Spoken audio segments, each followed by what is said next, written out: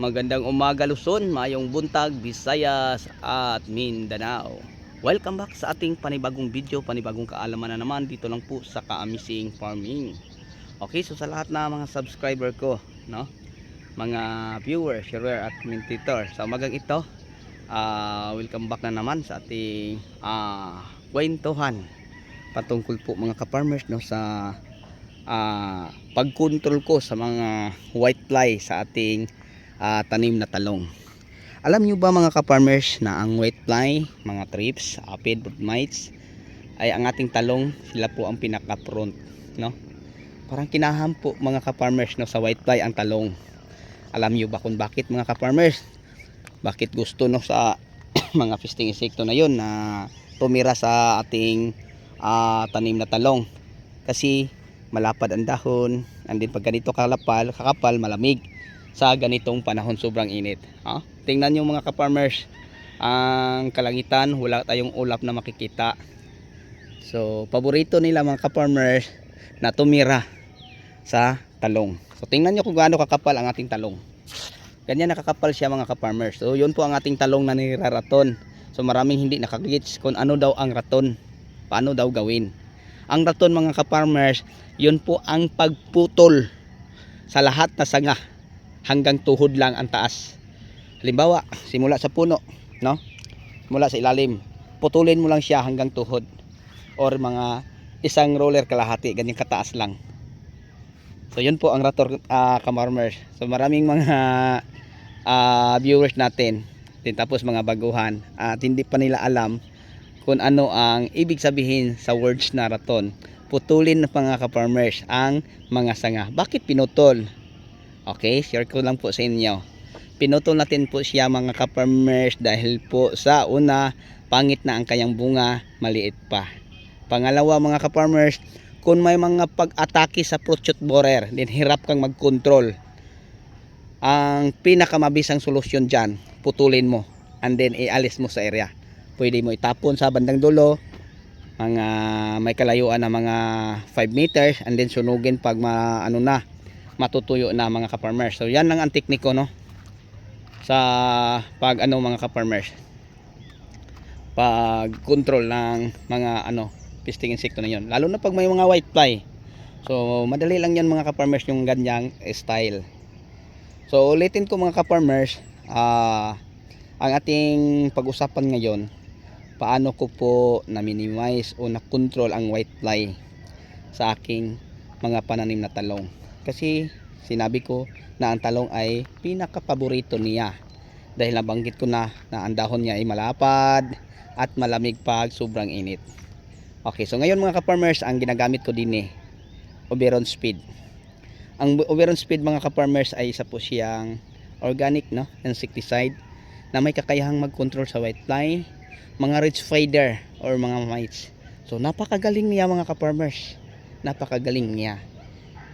Organic insecticide na may kakayahang mag-control sa white fly, sa mga ridge spider sa talong, at iba pang mga hewing and sucking insect, no, mga thrips, brood mites.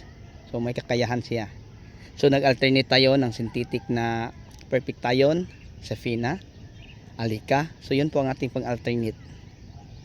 And then mga ka-farmers, pag mag-spray tayo, no, ng insecticide na para sa white fly, samahan natin ng sticker. Ano po ang magandang sticker na ating sa mga natin? Pwede APSA. Ang APSA mga ka-farmers, pwede siya natin i-add sa mga organic. Kasi siya mga ka-farmers, sa lahat nakalagay doon all purpose, no? Pwede siyang gawin nating pang soil neutralizer, pang disinfect, pwede din. Pwede natin siyang gawin pang sticker, kasi sticker spreader siya na may mga nutrients. So yun po ang kagandahan niya. Hindi natin siyang masabing na organic or inorganic, kasi pwede siya sa lahat, ma-synthetic man at saka organic. So yun po ang kagandahan sa sticker na yon. Hindi kagaya ng iba, pag sticker lang siya, no, para kung halimbawa sa tag-ulan na panahon i-spray mo siya, hindi basta-basta mabanlawan. Pero siya mga ka-farmers, na ating ginagamit na APSA 80, nakadesign siya, hindi lang pang sticker, pwede sa pang soil neutralizer, pwede sa mga organic or inorganic, pwede din siya, pwede siyang i-spray, pwede din siyang idilik sa puno. So yun po ang kagandahan sa ating APSA 18 na ginagamit. So yun po ang ating gagamitin pang sticker. Baka sabihin yung mga ka-farmers, pinopromote ko naman po yung APSA. Hindi po, ginagamit ko lang po siya sa loob ng mga 18 years na akong user dyan. Napakatagal na mga ka-farmers. No? Napakatagal na. So hanggang ngayon, dahil meron pa, binibili pa din natin.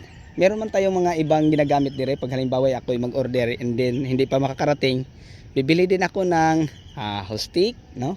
Yung sa Bayer. Ay ngayon parang iba na ang nagdala sa hostik na sticker. And then yung sa Biostad, no? Yung mitril na nagamit din tayo mga ka-farmers.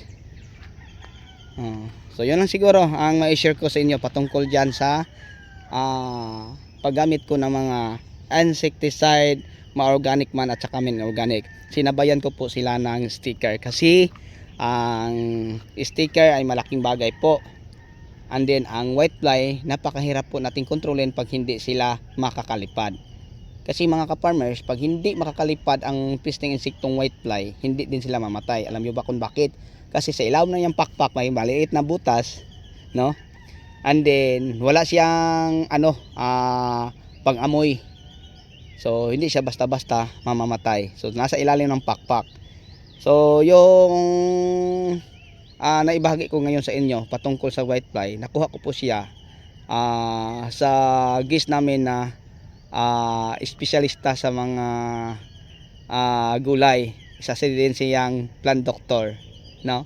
And then ang mga kasamahan niya yung mga scientist. So yung time na sumali ako sa malaking seminar, nag-discuss ng mga inorganic at saka organic na mga insecticide para sa pag-control po ng mga fisting insekto na yon. Sabi niya, pag halimbawa ikay mag-control ng whitefly, kailangan paliparin sila and then patamaan sa ini-spray mong organic insecticide tulad ng Overon Speed, organic insecticide na may kasamang sticker.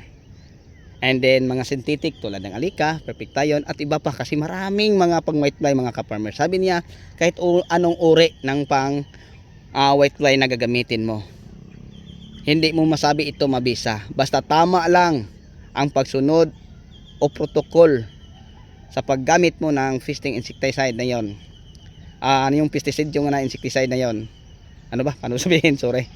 Ay mga ka-farmers, may ganda rin kalabasan. So paliparin lang natin mga ka-farmers. So ang pag-spray, basain ang ilalim ng dahon, dinis, ilalim, spray, paangat, then pababa ang spray, no?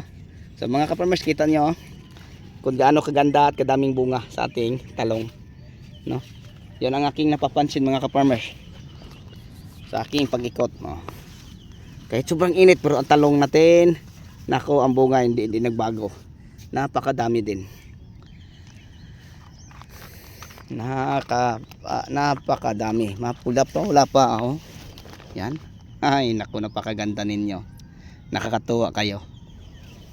Oh, naku mga ka-farmers, daming bunga. So ganyan daming bunga no sa ating talong na ating makikita. So yan lang mga ka-farmers ang simple kong pamamaraan sa pagkontrol po ng whitefly. Okay, sana nga may natutunan kayo sa ating ginagawang video. So bago natin tatapusin, mega love shoutout po uli sa aking mga bagong viewers, sa aking mga subscriber ng mga OFW, mga subscriber ng mga farmers. So sa inyong lahat at sa inyong walang sawang pagsuporta sa ating munting YouTube channel, maraming salamat po muli. Bye bye and God bless. Happy watching at mabuhay po tayong lahat. Hanggang dito na lang. Maraming salamat.